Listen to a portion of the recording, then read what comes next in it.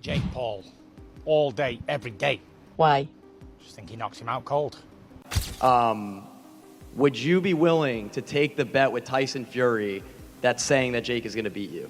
No, I'm not worried about what Tyson Fury's got to say. That's what I'm saying. It ain't even about the money. I'm betting on myself. Yep. I'm focusing on myself. I'm fully betting on myself. I ain't worried about what anyone's got to say. So when I'm bouncing around the ring, jabbing, weaving, and doing all of these things, I know I can pick them apart and score points and make this a very, very big contest. Reports say Tyson Fury surprised everyone when he suddenly walked into the Anthony Joshua vs. Jake Paul press conference, changing the atmosphere right away. With cameras on, Fury warned Joshua that Jake Paul is more dangerous than people think. He said Paul has strength, focus, and confidence to pull off a big surprise.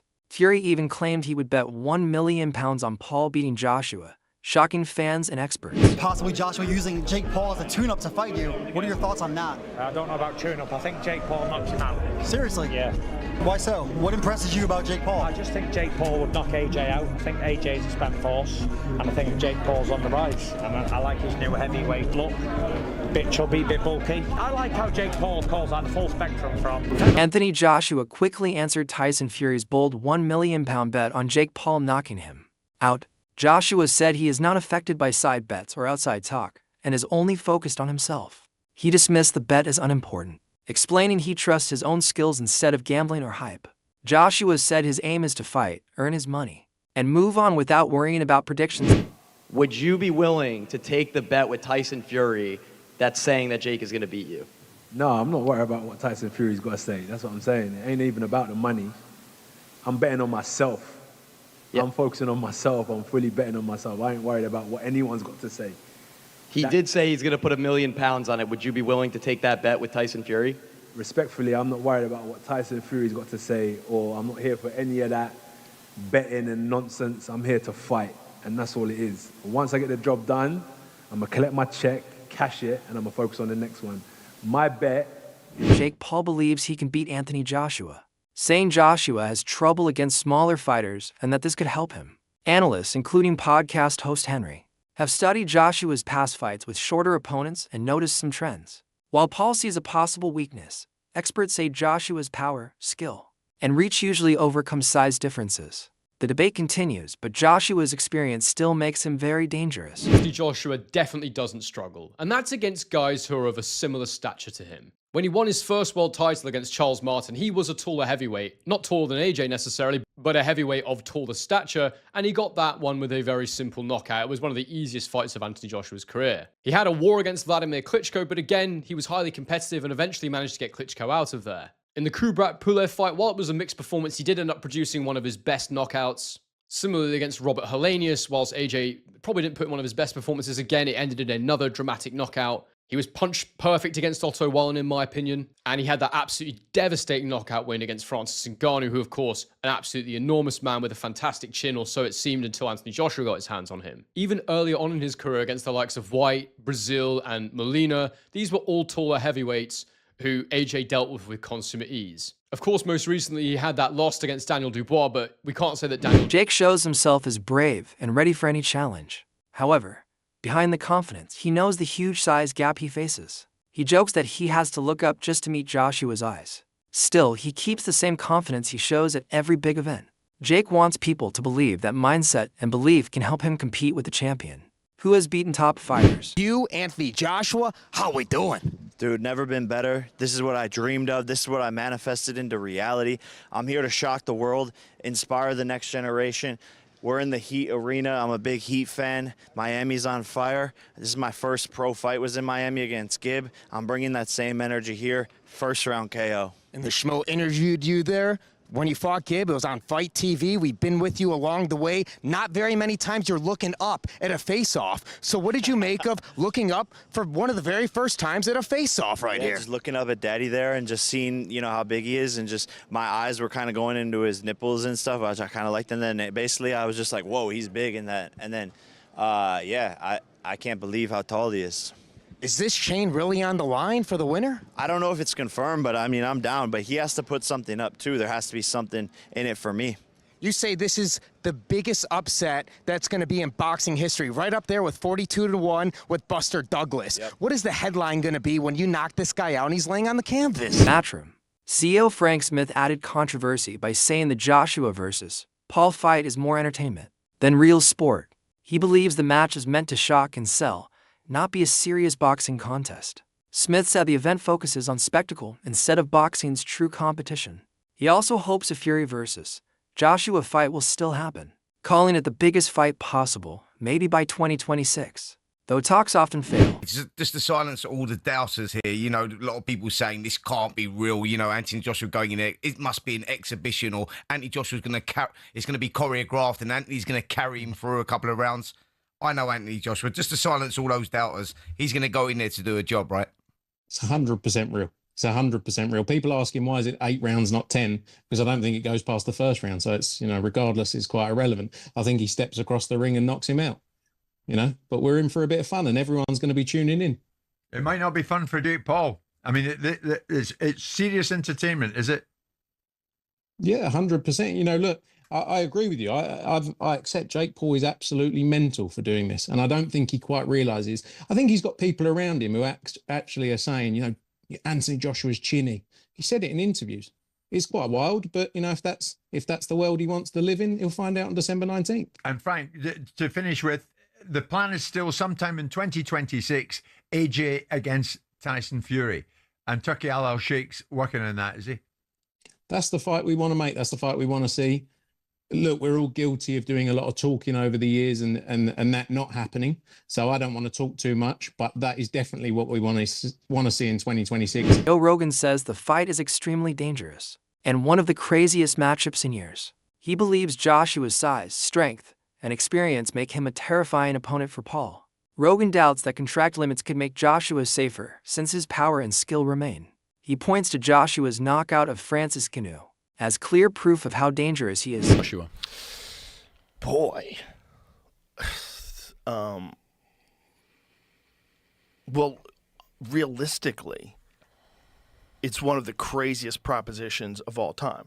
You take a guy who just had a boxing match that looks like a sparring match with a 58-year-old Mike Tyson, and then you're going to fight one of the absolute scariest knockout artists in the heavyweight division. Maybe we should watch the Francis Ngannou fight so you could see. Let's watch that real quick, just so you can see what Anthony Joshua is capable if he's fighting someone that's not in his league. Okay, look, Usyk beat him, and he beat him twice, and Andy Ruiz caught him in the first fight and dropped him and stopped him. It was spectacular. Andy Ruiz is super fucking talented. Usyk is perhaps the greatest heavyweight boxer of all time. Maybe one of the greatest of all time in any weight class. Usyk. You know, and Usyk beat him, and he beat him twice. But Francis Ngannou is coming off of this fight with, like, go a little bit before that so we can see this happen. Watch this. Highlights, we can't watch the whole fight. So he drops him with a right hand early, and this is like 2 minutes into the first round. And Francis gets up, he survives, and then Joshua, check out this combination he hits him with. I mean, dude, the speed that he hits him with this, he's so dangerous, man. It's like you're dealing with a guy who's an Olympic gold medalist, and he's enormous, and he's got vicious knockout power, and he's got immense amount of experience at world-class levels. Just think about what we said earlier. Fought Usyk twice. Brendan Schaub and Brian Callen have shared serious worries about Jake Paul's mindset before facing Anthony Joshua. They feel Paul's calm confidence and trash talk suggest he may not understand Joshua's danger. They warn that underestimating Joshua and jumping to this level could end badly. While they respect Paul's courage, they say this fight needs discipline, respect, and realism. Sparring, getting hit, that you just know. You're talking about Olympic gold medalist. I don't think people understand how good Anthony Joshua is. They see him against Usyk, or they see him against Ruiz, and they're like, oh, he lost. And they think somehow that because he's nice, that he's not an absolute killer. I don't think everyone knows that, B. A lot of people are like, You're hanging out with the wrong people then. I mean, 6'6", 245. Let me just say this. It's a different ecosystem. Look, Jake's a thick kid. 227 is a lot. It's heavy. He's big. He's athletic. But this is different. You're not Usyk. You ain't Usyk. Jesus. You're talking about a very different athlete. Do you want me to go now? Please. With all your rambling here? Please. Dude, first of all, before I go in on the cojones on Jake Paul, you have got to. That's what I said. Whatever the fuck your criticism of the guy is, whatever. The cojones, the huevos on this fucking kid. I agree. To step in there with fucking Anthony Joshua is insane. He deserves all the money. With 14 ounces. And what he's doing is flipping boxing on its fucking head. And this is exactly what he's there for. He's doing exactly what he said he was going to do. Kudos to him. Kudos to him. 100%. Now, what bothers me is when you and other people go, I mean, Jake's 6'1", 227. I mean, it's insane. The other guy's 6'6". Jake could be 6'10". I know. 300 pounds of shredded. What you guys are missing the mark on is Anthony Joshua is a gold medal winner in the Olympics. High-level professional. High-level. No, hold on. World champion. So I don't like it when we're talking like, dude, you know, he's it's so not much, a physical so much thing, bigger. it's a skill thing. So I'll say this, and I'm not saying it's a fake fight. It's rigged, especially because you got Eddie Hearn involved, and they're using 10-ounce gloves, 10-ounce which is a big deal, and it's 8 3-minute rounds. 10-ounce gloves. It's terrifying. That's what you do in professional boxing, heavyweight boxing, which those do nothing, by the way. They do nothing. What you guys need to understand is, if this fight's not fixed, no one's taking a fall, cut all that narrative out. But I will tell you this.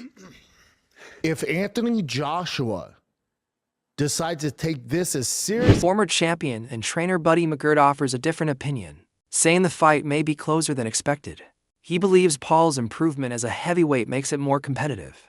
McGirt points to both fighters' size, reach, and power as key factors. He explains that in heavyweight boxing, one clean punch can change everything, giving Paul a real chance. Even though Josh to win this fight by knockout, you would think I'm absolutely crazy, right? But the thing is, it can happen. 10-ounce gloves, heavyweight, Jake Paul can punch hard. But do I think that's going to happen? Absolutely not, mate. Anthony Joshua is an absolute beast, an unbelievable, highly skilled, highly trained, highly experienced professional boxer with power in both hands, and he's really good at finishing people off. And even though I really take my hat off for Jake Paul for taking this fight, I didn't really want to take it because of what's going to happen in the result of this fight, and I want to keep on this Jake Paul train. I think he's doing great, and I love his ambition. I love that he's trying to become a world champion and following his dreams and believing in himself. But at a certain point, you bite off more than you can chew. And the fight has gained huge attention, and treating it as a professional match carries responsibility. Joshua has suggested he may not punch at full power to avoid seriously hurting Paul. This shows Joshua's concern for safety while still respecting boxing rules. He wants to balance competition with responsibility. By controlling his power and timing, Joshua keeps the fight serious instead of reckless. Itself, all we know is that we're being told from those people that this is a fully professional boxing contest. I'd like to see the small print, to be totally honest with you. But that's what we're being told. We're being told that it's going to be 8 3-minute rounds. We're being told that they're going to use 10-ounce gloves, which are far too fucking small for Anthony Joshua to hit you in the face with when you're there. Listen, Jake's a good novice. Jake's a good novice. Oh, yeah. And if he wanted to have a legitimate career in boxing, then he would climb the domestic rankings in America, and he might even make top 50. He might make top 50 if you pick him right, great. But if you put him in with meritocracy and put him in rankings and actually make him fight the number 49 guy in America or try and climb up, he's going to get found out because he's not a novice. Now I know, I speak from experience here. I did an exhibition bout with Shane Neary, a former world champion, and I was fucking 2 or 3 stone bigger than him. I was 5 inches bigger than him, very similar to AJ and Jake Paul. And I was a novice. I'd sparred and moved around my whole life, but I'd never been in a competitive fight. And we did it for charity. And we did 3 rounds. And at the end of it, I realised, and I knew it going in, that Shane Neary controlled pretty much every second of those 3 minutes. pretty much every second he controlled. He put the pressure on me in 1 round, he hit me with the body shot in the 2nd round, and he caught everything I threw at him in the 3rd round when he said, go on, try and knock me out. Caught everything.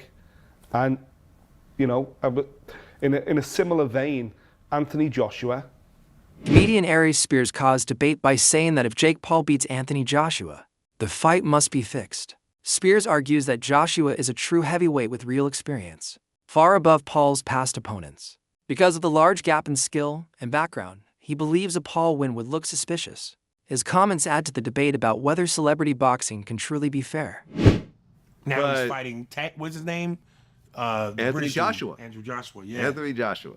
He gonna get mopped. According to betonline.ag, Anthony Joshua's has minus 2,000 odds. That means you'd have to bet $2,000 to win $100.